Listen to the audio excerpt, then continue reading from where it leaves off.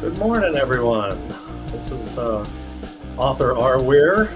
Everyone can call me Randy, but I'm here today with our second episode. I want to thank Lanessa Lane, who was my guinea pig for my first episode. I think things went fairly well. We'll see how this one goes. I have a friend of mine who also lives local here in the Denver metro area. First things first, I wanted to quickly toss up a reminder about my new books coming out here May 1st. You can pre-order it now, Murder by 100 Cuts, the 10th in the Jarvis Man Private Eye series, and in effect a sequel to the Front Range Butcher book, which came out several years ago and was a psychological thriller, best psychological thriller of 2019 from Reader's Favorite was named. And if you sign up for my newsletter, there will be some free, an offer for a chance to get a free ebook version of the Front Range Butcher, so you can be up to speed before you read the new book, which will be very helpful. But the new book will deal with the trial of the serial killer in that book. So hopefully everyone will check that out. So today, my first guest, or my guest, not my first guest, my second guest overall, is going to be Andre Gonzalez, and we're going to throw him up on the screen here and say hi. Hello, Andre. How's it going? Hello, everyone. Good. How's it going? Forgot to turn off the music here. Oh, yeah. Stop the music. There we go.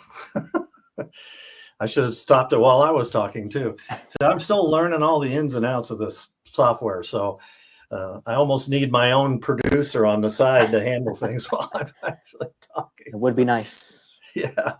So I know you have Natasha helping, your wife's helping you from time to time as well when you do your Tuesday Booze Day shows on Facebook and stuff. And she's there talking and giving you pointers or telling you, whispering in your ear, reminders. So Andre, you live here locally in Denver metro area. So tell us about yourself, a little bit about your family, all that. Sure. I'm a Denver native, born and raised. And a little bit about myself. I've been writing since I was a young kid. Always wanted to do that. I think it's when I first read my first Stephen King book when I was 11 years old, Cujo. I said, "Oh, I want to do this. This seems fun." I started writing stories then and kind of put them away through high school and college years. And then it wasn't until my wife and I actually are survivors of the Aurora Theater shooting that happened in 2012. And that's what kind of, was a wake-up call for us saying, hey, what are we doing with our lives? We should be following our dreams. So that's when I got back into writing. And, from there, it's kind of snowballed into a writing career. We run a publishing house now. And so, that's me and my wife running M4L Publishing. We have 3 kids. They are 9, 7, and 4, and are an absolute handful right now in this stage of life. Where I don't know, every weeknight there's somewhere to be. So we're just grinding away, business wise, life wise, and plenty busy. Yeah, the Aurora Theater shooting, which we've had a few tragedies here. Obviously, Columbine was a horrible event that happened. Golly, it's been 20 some years now. I think it was. 25 now. And then the theater. So were you actually watching the Batman movie? Is that what you were watching? We were actually in the theater next door to where the actual shooting was happening. But we found out years later, during the trial, that there were dozens of bullets actually just flying over our heads where we were sitting that whole time. We had no idea at the moment. Wow. That's wild. So what are some of your hobbies? I know you're a big Nuggets fan. I think you go to Rockies games. Oh yeah, very much into sports. We do have season tickets for the Nuggets, so we're there quite a bit. Not every single game, but as many as we can get out to. Hobby wise, I'm very into baseball. As you can see, I'm a Mariners fan. I still play in an adult hardball league. Golf from time to time. Try to play poker when I can. Is that a sport? Does that qualify as a sport? A hobby, I guess, right? I consider it a sport. I don't know, it's on ESPN. I'll allow Yeah, it. that's true. Those are big. Those are big time gamblers there, though. There's usually Yeah, a yeah. lot of money involved with them.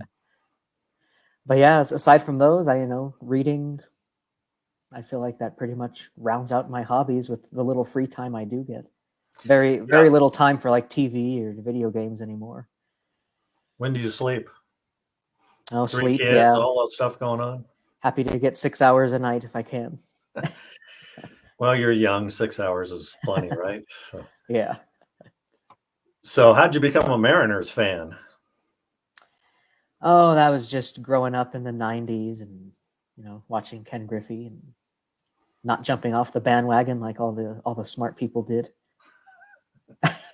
So you probably are too young to remember the Seattle Pilots, which was the first team that Seattle had, and Yeah. then they moved or they disbanded. I can't remember which. They made. I don't know if it became the They Brewers. they became the Brewers. Yeah. Yeah. I never got to see them, but I'm aware of their presence in Seattle. Yeah, they didn't. I don't think they lasted very long in Seattle. Of course, Seattle's a huge, sports town. Football obviously is very Now it is. popular, and they have a fairly successful WNBA team as well in Seattle. And of course, they used to have the Supersonics, and I think they moved either to New Orleans or Oklahoma City. I can't remember which, but years and years ago. So, yeah, big sports town. So, Denver. Yeah, there's nothing but stories. So you said you told us a little bit. You've been writing since you were a youngster. So the motivation for writing, was that did you find it therapeutic? Did you always have all these stories haunting your brain? How? Oh yeah, more story ideas than I know what to do with. I still have story ideas that I jotted down from when I was like 11 years old that still have not been written. So yeah, I'm never worried about running out of things to write about. It's just finding the time to get all the words in, which I'm lucky. I've been able to put out about 2 to 4 books a year, depending on the size of the books that they end up being. 2 to 4 a year. Wow. Yeah. I'm amazed you get 6 hours of sleep with everything else going. Like you said, you got 3 kids in first. I waited to really start until my daughter was really a teenager. And she was pretty much kind of on her own and doing things. We did a lot of family things. I only had one. You got it times 3.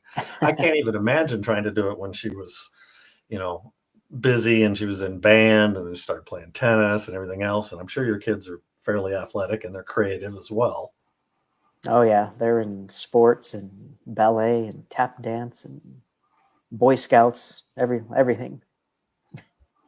Yeah, that's amazing. You get 2 to 4 books done a year. That's right. I've been happy the last couple of years. I've been able to get 2 books a year and that stuff. Though some of my books are quite large, but anything. Yeah. But, yeah. So the first thing you wrote, what was that? I mean, and it could be just a little thing. It may have never even been published. Maybe it was poetry or something. No. So it was actually Followed Home. I wrote that on 100, I think about 100 pages of loose leaf paper when I was in middle school. Handwriting. Handwritten. But yeah, funny enough, that ended up being my first book I published. Obviously, I didn't publish what that 11-year-old me wrote, but like a lot of the guts of the story were in place from that original manuscript. So I, went back and rewrote it as an adult and let it become my first book, my first step into the publishing world. Do you still have that paper, all those 100 pages somewhere? Do you have like a framed or something, that first page or anything stored away in a file? Yeah, it's somewhere around here. the archives. Museum piece someday. Yeah, that'd be nice. So then, are you indie? Pretty much an indie author? I know you have your own publishing company, but yeah, I mean, I should say, well, now mostly. So actually, recently had a romance book published through a friend's romance publishing house. So I'm traditional in that sense. I also have 3 of my audio books published through Podium Audio. So they're very much traditional on the audio side of things.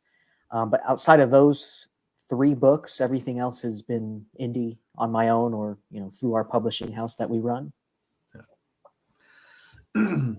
And what about your covers and all that? Or do you have someone to design them, or do you all do it yourself? Oh no, we hire that out. We worked with one cover designer for, I don't know, probably the first 15 or so books of mine. Really liked him, but as we kind of morphed into our business, we take more of a business approach and say, you know what, you're a little too pricey for what we're trying to do. So we had to find someone who's a little more within our budget. But yeah, I've been working with them on my most recent series, the Ariel Lucila series. They've done the covers for the other authors we've published in our publishing house, and they've even done Natasha's children's book, all the illustrations. Yeah, that's illustrations on children's books there. Yeah. So you said your Ariel. So is that the Angel Assassin book? Is that the one? Yeah. That is, yeah. Angel Assassin is book 1 of that series. There are currently 5 books out in that. But yeah, that's the book to start on. They don't need to be read in order, but I would say at least start on book 1. It has more of a, deep dive into the rules of the universe and all that, so you get familiar. Yeah. So, and then you like time travel. So your genres kind of cover a lot of different. I mean, your thrillers and time travel. Obviously, you said you wrote a romance. Use a different name, if I remember right, too, right? Yes. So yes, the bulk of my work is either thriller, horror, and the thrillers are pretty much time travel thrillers. The romance book was actually done as a gift to Natasha for our 10-year anniversary. So I wrote that whole book in secret and went through the whole process of getting it published in secret so that I could deliver it to her as an actual surprise. Which went well. I gave it to her we went on a cruise to celebrate the 10-year anniversary with all the family. So I got to give it to her on there.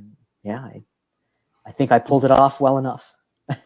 Was able to keep it secret. That's probably pretty tough. Yeah, especially you work pretty closely together, both of you, don't you? When it comes. Oh yeah, she's right there. She's about 8 feet away from me right now. Yeah. So. Well, she can always stick working her face on our website or something. She can throw her face in and say hi if she wants. So that's pretty good. So did you give her? You had a bound copy that you gave her and you signed it and all that? Yep. Yeah, it was the finished product essentially, paperback. Here you go, a little note from me inside. Yeah. Nice. Yeah. So you mentioned Stephen King. Who are some of your other influences when it comes to writing? Who did you like to read, maybe even when you were younger?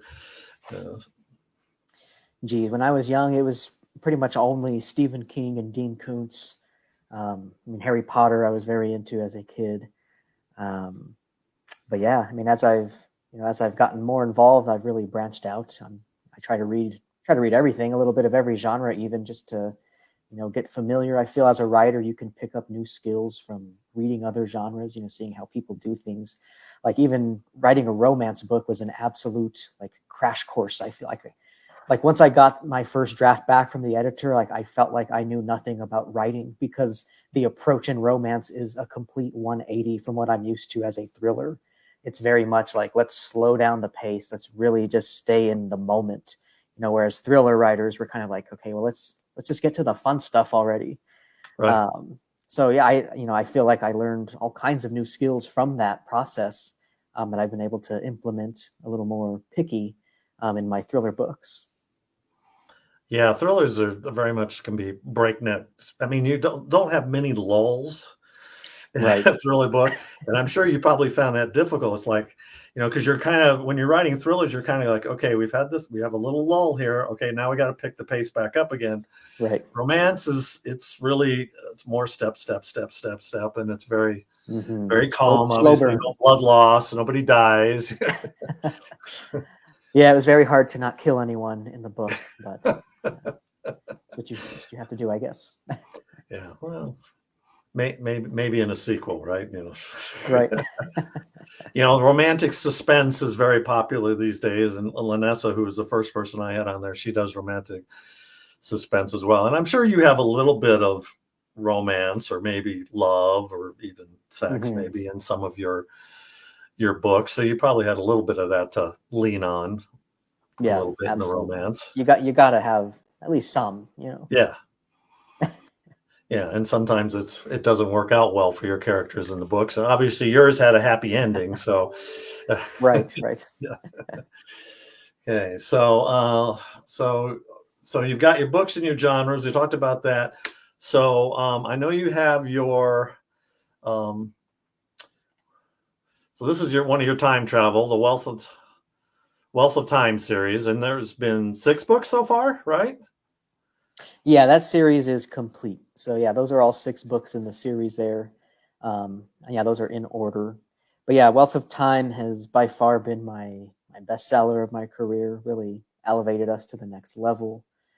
Um, so yeah, that definitely. If you're new to me, I always say that's kind of the best place to start. That's where most readers fall in love with my work. Is that series?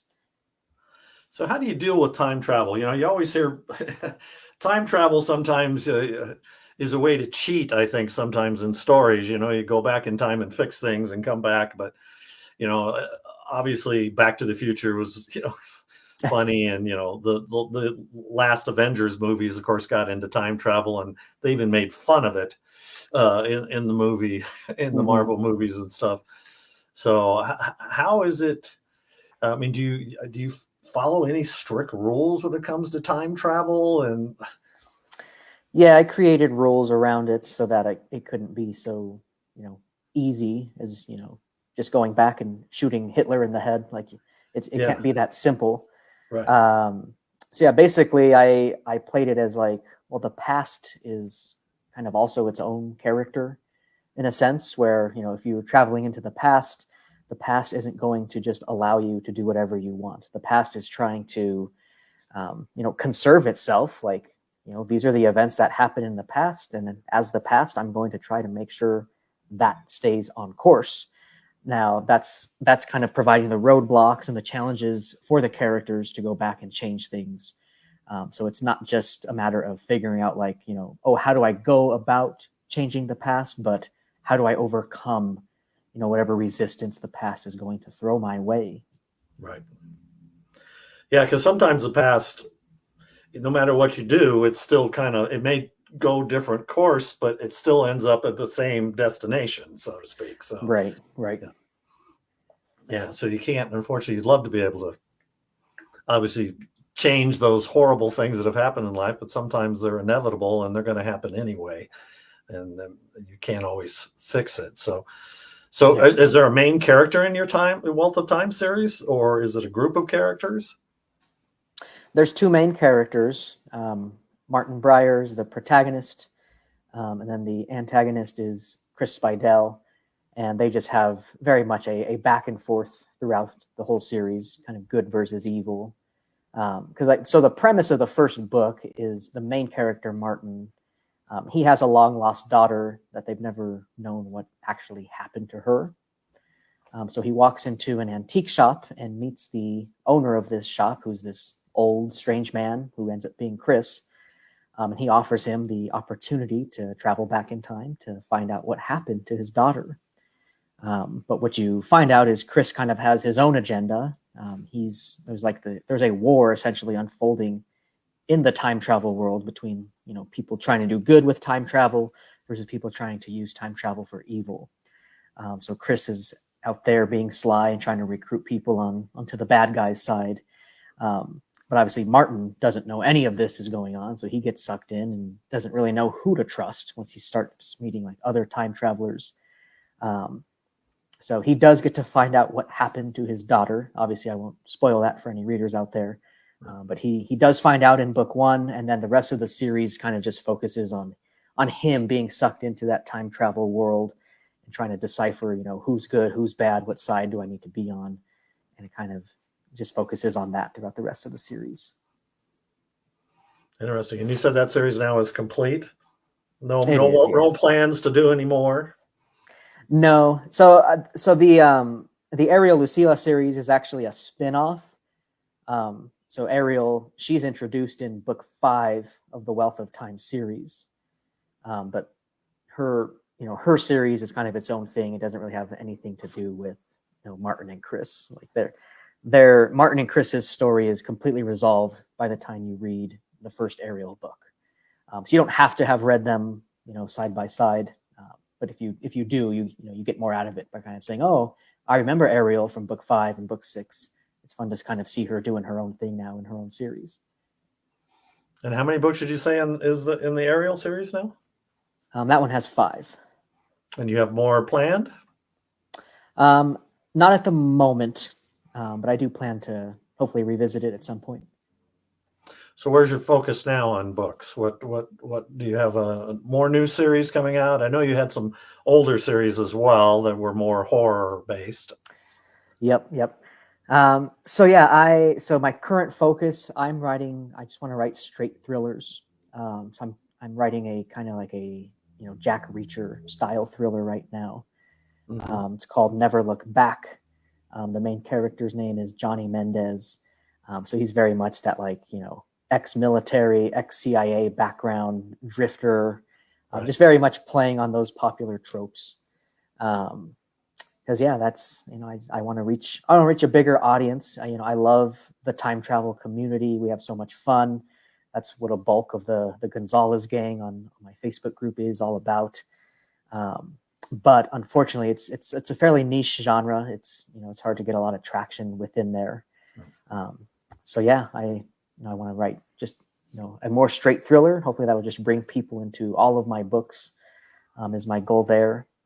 And I'm having a blast with it. It's actually the first time I've written in the first person. So it's kind of been a learning curve in that sense. I've never done that before. But yeah, I don't know. I took a whole new approach to writing this book. Like I want to understand, the title, my character, what the cover is going to look like, the blurb. Like I want to have have all those things in line before I started writing. So I'm kind of writing from, another perspective in that sense. And I actually focused a lot more of my time on outlining.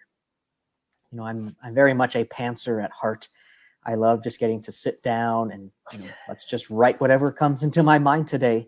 But I've actually found with having a more strict outline, more detailed outline, like I'm actually able to just crank out words at an unbelievable pace. I'm doing 1,500 words an hour. Which is by far the fastest I've ever written. And a lot of that goes to having that outline and just being able to sit down and say, I'm writing this scene today. I know exactly what I want to have happen. And it's flowing a lot, very well. How big a book do you imagine this first book going to be? I think it's going to be around 90 to 100,000 words when it's all done. And I'm currently at 55,000. So I am targeting around a July or August release for that. Yeah, because thrillers generally are usually fairly big books. I mean, if you've read the Jack Reacher books, most of his are in the 400 to 500 page range a lot of times. Exactly, yeah. And yeah, you usually have a lot of breakneck action going on and all that. So first person, so all your other books have all been written in third person, I'm assuming. Yep. And third person point of view, I'm guessing, or... So yep. First person, see, I always started with first person. My first Shiver's Man series was all first person. It was the private eye. It was kind of the classic hard-boiled snarky. And then I had to transition to third person, and sometimes I get the two mixed up. Sometimes when I'm writing, I'm going like I'm starting a new series now, and it's got part of its first person and part of its third person. And sometimes I get into a chapter, I'm going, oh crap, I'm writing in first person now. I need to be writing in third person. So I have to kind of redo everything. So did you find that was a little bit of a struggle when you were doing the first person at first? Oh, yeah. So funny enough, it wasn't actually, I didn't have issues like with switching between first and third. It was actually, I found myself writing present tense instead of past tense. Sure. Whereas like, I don't know, for some reason that was just like writing in the present tense first person was just like coming more naturally, I guess. So when I'm going back and rereading, I'm like, wait a minute, I says, he says, like, that's not right. So I had to go back and clean that up. But I think I've got that out of my system by now, so it's a little more focused. Yeah, my editor still gets me on some of that sometimes. You don't need to skip there and always say "I said" all the time, because you Right, already know it's in your first person, so you don't right, need to right. do that. Yeah, you're kind of narrating, you're acting as yourself somewhat, and all that. So, I actually did get a few questions here. Oh, So sure. today, it just says Facebook user. It said, "What type of events do you attend each year for your books?" Oh, okay. So we do a variety. We do a lot of craft fairs. That's where we've met. I know Yep. you're big on the craft fair scene. So we've done that. We've done things as big as like the Fan Expo, Pop Culture Con, whatever you want to call it now. Um, what else? I've done events like at Metro State, my alma mater. They have an annual event we like to go to. Yeah, that's kind of off the top of my head. We've kind of refocused. Like this year, we planned out. Okay, we want to try to do one in-person event per quarter. It's like we're actually doing Palmer High School in Colorado Springs next weekend. Last month we did Smoky Hills Spring Craft Fair. I forget what we have lined up. I know Grandview High School in the winter. That's one of our favorites. But yeah, that's pretty much. And yeah, unfortunately, Fan Expo kind of phased out authors. I mean, you can still go as an author, but you have to pay an insane amount for a table anymore. Oh, really? They don't invite authors as guests like they've done in the past. So yeah, we'll miss that one because that was always a big fun weekend long event. But yeah, we can do just as well, and in an intimate setting at like a high school craft fair. So we definitely So look you're not forward to going those. to the Denver Readers Take Denver one this weekend? Are you going to that one? No, Natasha's actually going to help our friend Bernadette. She's the one who runs the romance publishing house. She has a table there. Um, but yeah, I've heard mixed reviews for how that event is for thriller authors. So that's also another reason Natasha's going to go, just to kind of check it out again. Because I checked it out the year you were there, Randy. But obviously they're a little more organized. It seems, maybe I'm not entirely sure. But yeah, we'll have some feedback after this weekend. Yeah, they're trying to build the thriller side. I mean, I didn't do that well. Most of the thriller authors went there didn't do that well. They're trying to build it up. Mm-hmm. The romance authors, it was nuts. It was like huge Yeah. lines, and you couldn't even walk into the room. They did it downtown the first year, and it was in two different towers, and it Mm-hmm. was a bit confusing. This year, they're out at the Gaylord out by the airport, so probably a little better location. So hopefully, but Vanessa, who I had on last week, and a couple other, Kirsten Moglin, who's Mm-hmm. Kirsten, and she's going, I believe, again this year. And even Yeah. she, who's like a million seller when it comes to ebooks, even she didn't do that well the first year. So Mm-hmm. I'm on the interest form for next year, but I wanted to give it another year to hopefully get the thriller authors a little better. But yeah, the craft fairs are always big events. I think didn't you go to Vegas? Wasn't that an author event of some kind that you went to last year as well, if I remember right? Yeah, we've been going. It's the 20 Books Vegas conference. That's not so much an event to meet readers. I mean, they do have a book sale event at the end, Mm-hmm. but that's mostly educational, learning from some of the top performers in the business. Very business focused too. There's like almost no discussion around craft.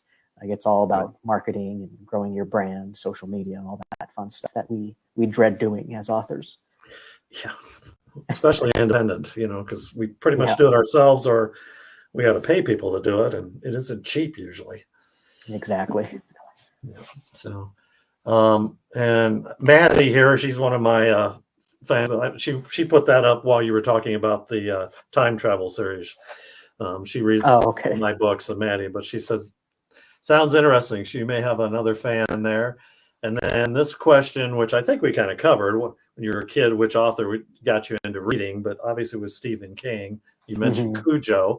Interesting first book. How old were you when you read Cujo? I was 11. And that didn't scare the hell out of you? Well, it did. That's and I like it. I like being scared. You I like don't that, know. huh? yeah, I read a lot of Goosebumps, and yeah, and that kind of phased into Stephen King as I got old enough, I guess. I remember, yeah, I read like Pet Cemetery when I was maybe 14 years old, and I devoured that book in like 3 days. And, Christine, do you read that? And oh yeah, yeah, all, all all the all his classics. I think I've read by now. most of which were made into movies that weren't very good movies Yeah, a lot of yeah, times. So exactly. I mean, I don't know how most of his books are quite large. I mean, Yeah. and how you pare that down into a 2 hour movie, I think it does better when they do like a mini series or, like the Jack Reacher books, the same thing. You make a 2 hour movie out of a Hmm. 400-page book, it doesn't work. But if you do it across 7, 8 episodes, you can get a little more in depth into the characters and the plot line as well. You just have to leave out so much. Oh yeah, I just recently finished the first season of the new Reacher series on Amazon, and yeah, it's really good. I enjoyed it, and I mean, yeah, to your point, yeah, definitely miniseries I feel are the way to go for books, just so you can dive into it. Like obviously, I'm bitter they're remaking Harry Potter, but at the same time, it's like okay, well they're gonna have each season be dedicated to each book, so they can really stay true to the story. So it should be fun. I'll have mixed feelings, but I know I'll end up watching it. Yeah, because Harry Potter, obviously, they had to leave out a lot. The last book they did into 2 movies, which even Right. then I think they had to leave out quite a bit. Yeah. There's just no way, you know, that you can do that. I'm a big reader of Michael Connelly. His Bosch Hmm. series, that's been really good on Prime if you like. And Bosch, and I'm reading the books now too, and there's a lot of differences because the time. I mean, the first books came out in the early '90s, and they did this. But Right. Titus Welliver plays a great Bosch, and then the Lincoln Lawyer series has been really good. Why one's on Netflix and one is on Prime, I don't know. I mean, because they're actually stepbrothers. They have the same father, so you'd Hmm. think you'd want to cross over there. And some of the stuff they did in Lincoln Lawyer, the books, Harry Bosch was in. Harry Bosch is in most of the Lincoln Lawyer books, but they couldn't write him into that Okay. because it's 2 different networks. So it's like, Right. so that sometimes kind of frustrates you, but Michael's making a lot of money on it. So Oh yeah.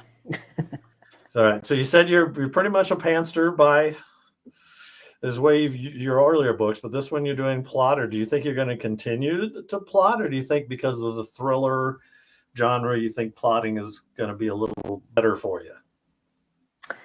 I'm definitely going to stick to plotting. However, I give myself some leeway where I can still, you know, I'll be in the middle of a scene and be like, ooh, I think doing this would be better. And, at that point, I'm kind of veering off the outline.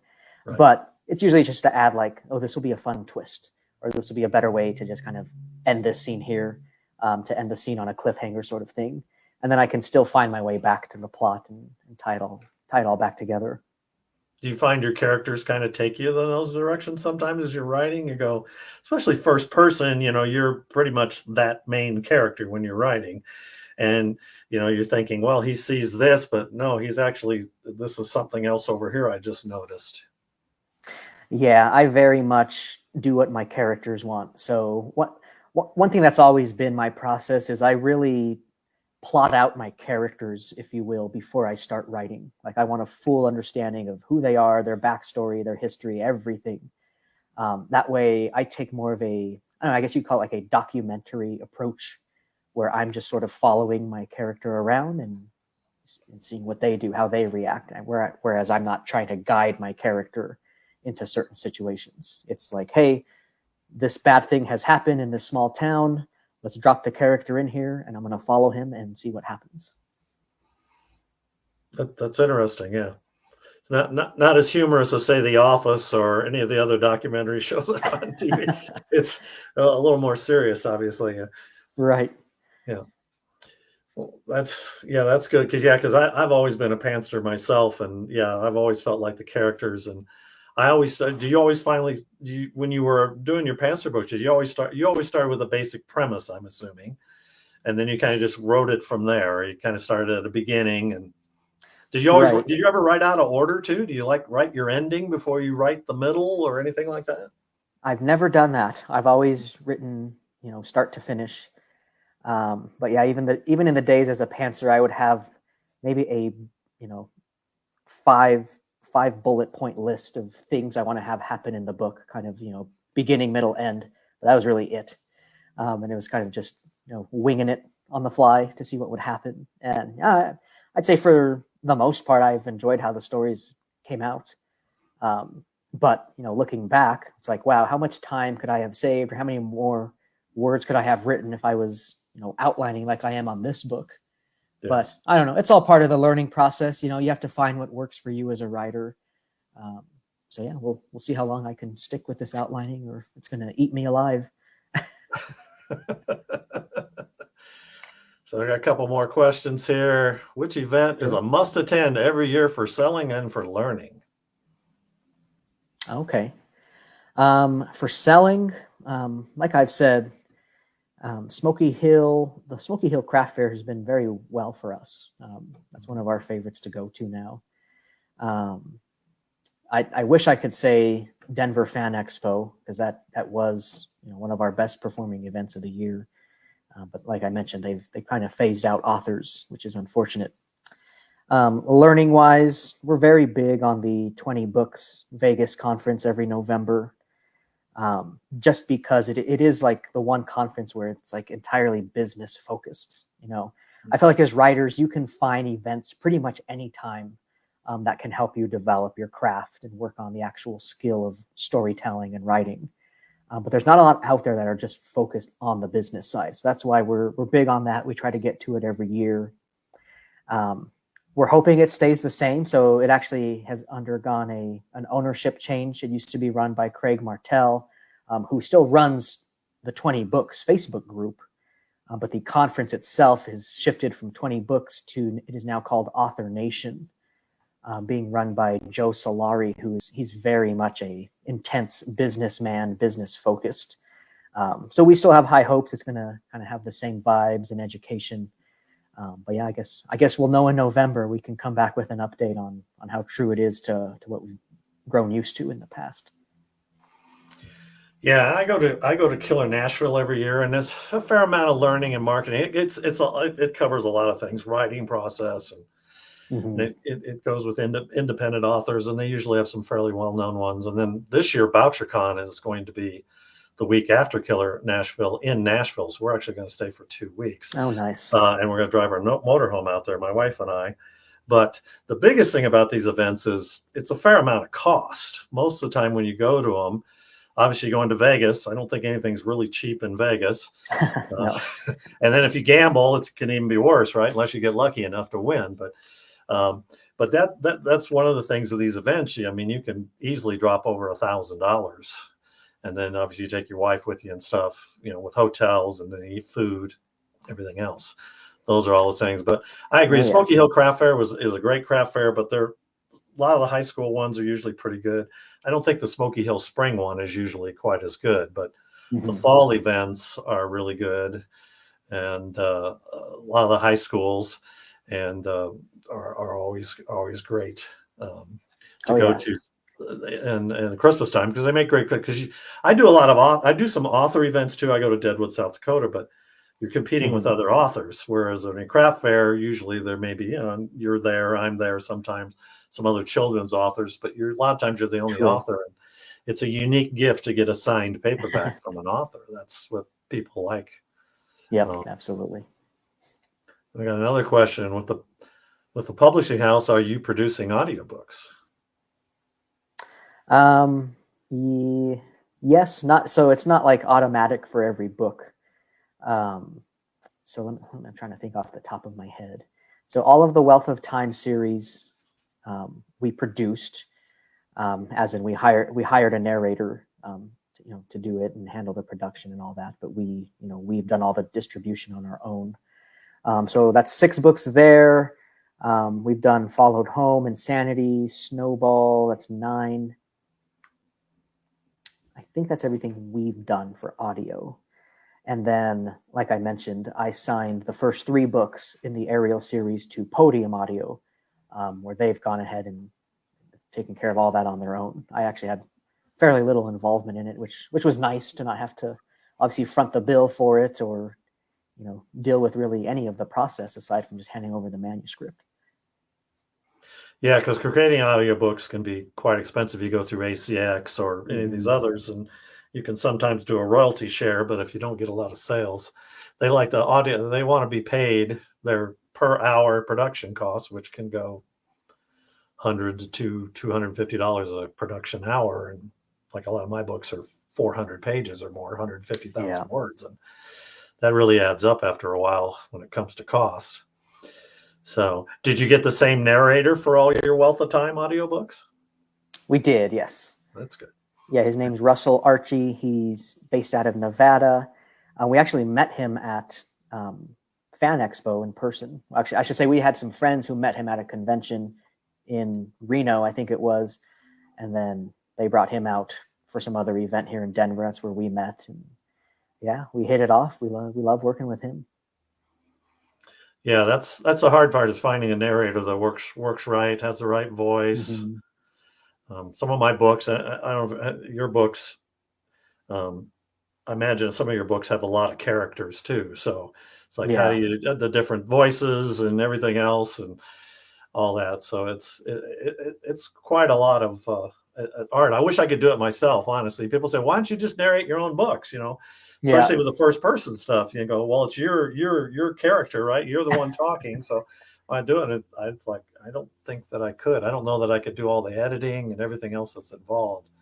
Software, there's a lot that goes into it. Yeah. And these days too, like, I feel like if you look back, like in the 90s, early 2000s, when there were books on tape, it was very much just someone reading the book, Right. fairly monotone, no emotion.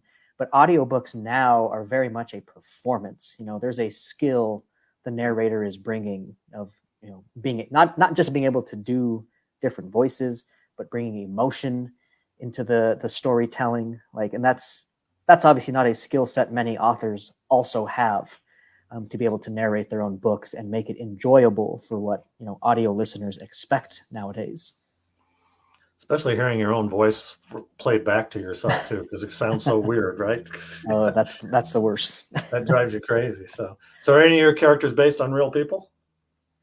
Yeah. So actually, the main three characters in the Ariel Lucila series are Ariel, Felix, and Selena, and those are my three kids.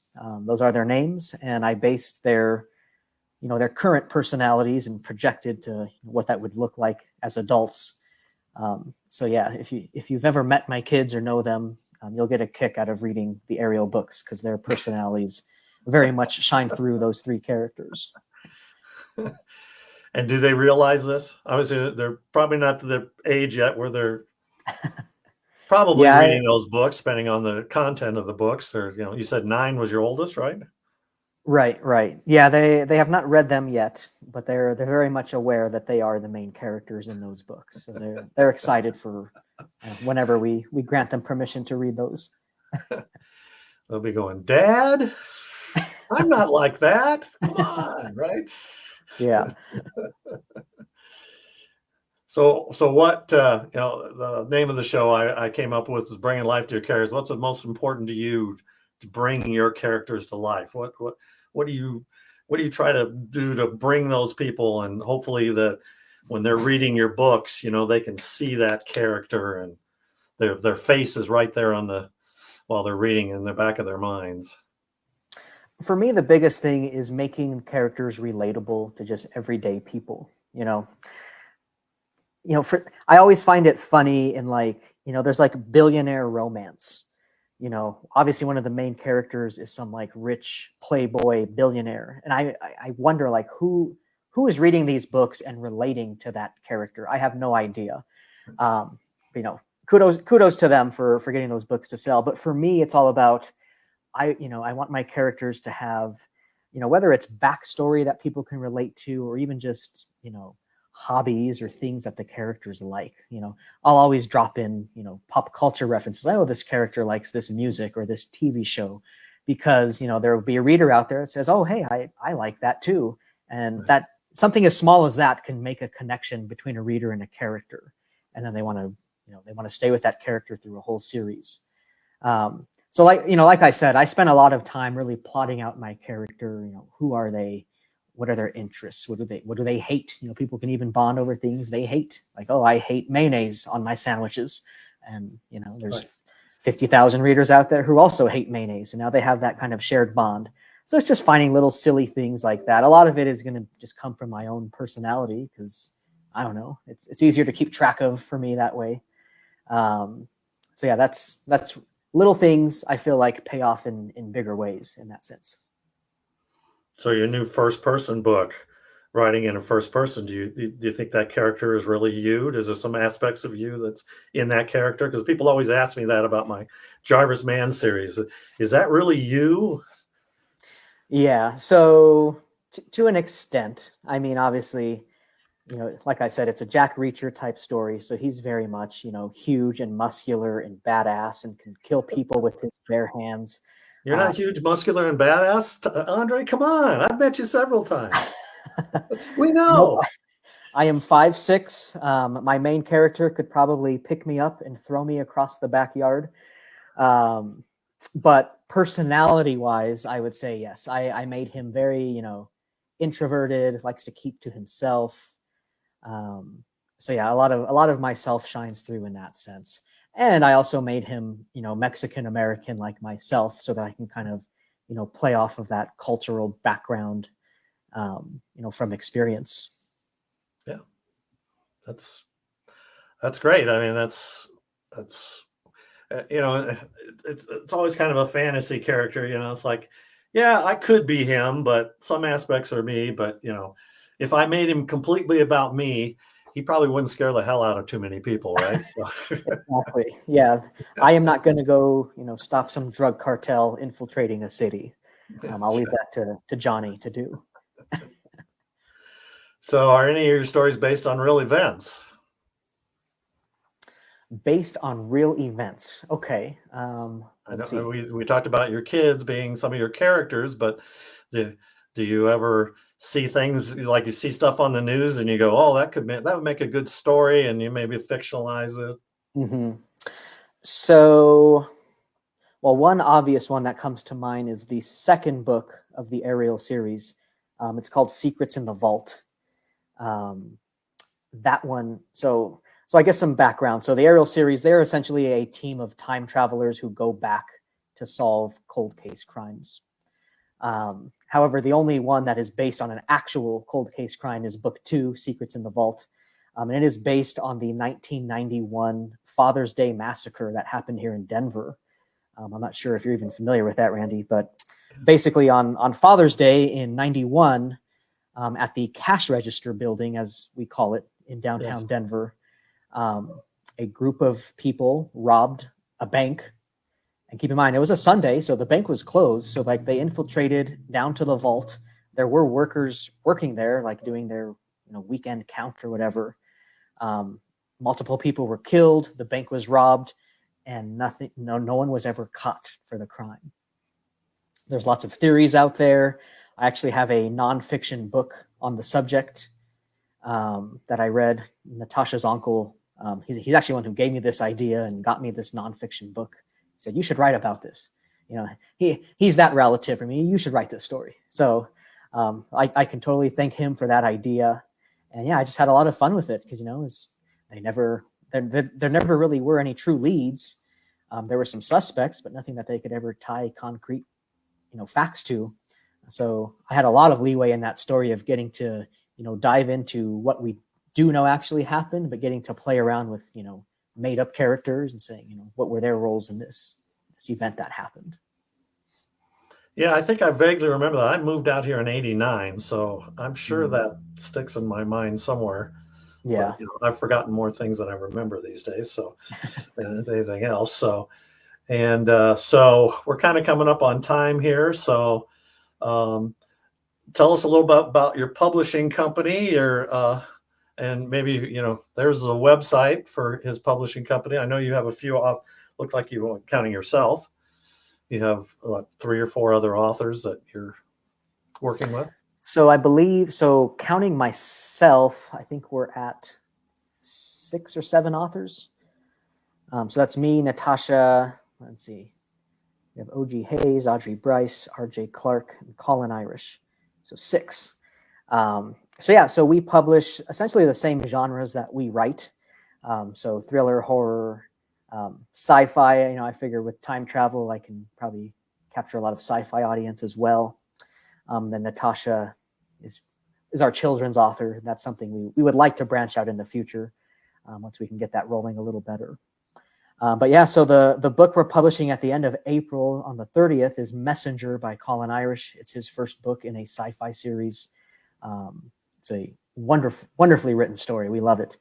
That's going to be actually our 30th published title. And now that's counting all of mine. I think like 22 of that is my own. We're happy. We're slowly growing. For now, Natasha actually just signed 11 books, 7 authors in horror. We're going to take on to start publishing at the beginning of 2025. It's going to be a whole collective, and we're actually playing around with the public domain characters that are becoming available. So we're going to launch with Popeye, a Popeye horror story written by R.J. Clark, because Popeye becomes available in the public domain on January 1st. So we want to launch this whole public domain character collective to start off the new year with Popeye. But we're doing like Steamboat Willie, Scrooge. I forget. There's so many. And like Natasha has been handling all that because I'm like, I just wanted the idea for Popeye, and Natasha had to go and make it a whole thing. I'm like, well, then you are going to be the one in charge of this, because I did not want to take on 11 books. I just wanted to do one. We're excited. It's going to be a fun project. I feel like horror is actually our sweet spot with our current audience, at least. I'm working on growing out the thriller and the sci-fi a little more. But right now, our horror audience is pretty steady and hungry. So I feel like, we're going to have 11 books to give them in a 3-month time span. So it's going to be very hectic in the second half of this year and beginning of next year for us. And I borrowed this picture. This is you accepting the award. You were named Independent Author of the Year, if I remember right. Yep, that is through, let me see. Yeah, 2021-22. I have the plaque hanging on the wall next to me. Yeah, Rocky Mountain Fiction Writers Independent Writer of the Year. Congratulations on that. That must have been fun. I saw about a 9-minute speech you gave up there on YouTube. Yeah. Yes, thank you. That was fun. I don't apply for awards. I don't know. It's never something I've paid any time to. But an award like that means a lot because it's, I was nominated by my peers, voted on by my peers within Rocky Mountain Fiction Writers. So to me, that's a huge honor to receive an award from fellow authors. Yeah, because most of these awards you got to pay for to get books submitted. So people don't understand. It's like right, and there's a panel of judges, and it's a whole thing. Yeah. Yeah, there's always a cost involved. Some are more expensive than others, and it's the same thing with some of the most of the editorial reviews can be quite expensive. Kirkus, they charge $400 or $500 for a review, which is that's crazy expensive. I mean, I know it makes and breaks, but for an independent author, that's a lot of money to spend. The publishing companies can spend that kind of money, but we don't want to spend that. So what you've mentioned a couple of events you had in the future. We're coming up on time here. You said you're going to high school on this weekend. I think you said it was next weekend. Next weekend. Yeah, Palmer High School in Colorado Springs. And that's just a general craft fair then that's going on there? Yeah, it's like their spring craft fair that they're doing. And then you've got there's your website with your books, all your different books, and then you do have a newsletter. Yes. And if you sign up for the newsletter, do people get an offer for a free ebook or something along those lines? Yep, I offer 4 novellas for free to download. 2 are prequels to the Wealth of Time series. 1 is a prequel to my Exal's Attack series. That's like a sci-fi horror kind of alien invasion that takes place here in Denver. And another is a prequel to my Insanity trilogy, which I don't know if you can't really tell because of the glare, but those are the 3 covers on the wall behind me. That's more of a psychological horror. Yeah, and I actually grabbed a picture of that Oh, off the you're on top of website it. there. So oops, I probably need to take off that first so I can read the reviewers. But yes, those 3 books. Perfect. And then we've got, and then you're on Amazon.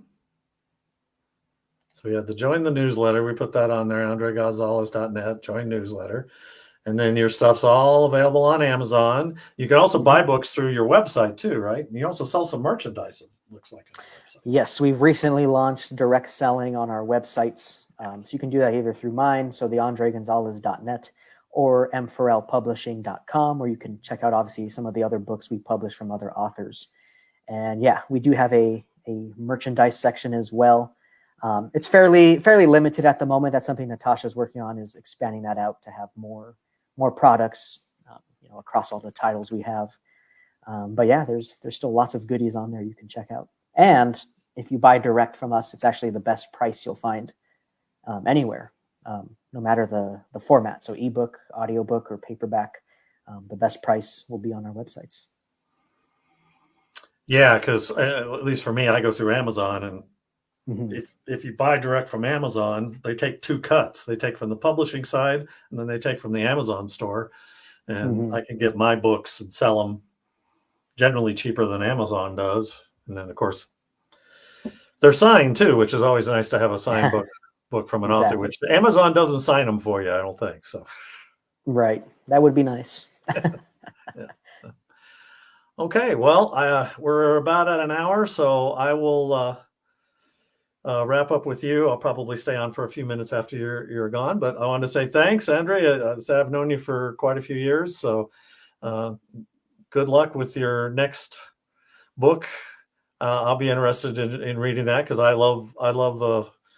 do read the Reacher series, though sometimes Lee Child prattles on a little too much, I think, sometimes. He likes to do "and" a lot, and really long sentences sometimes.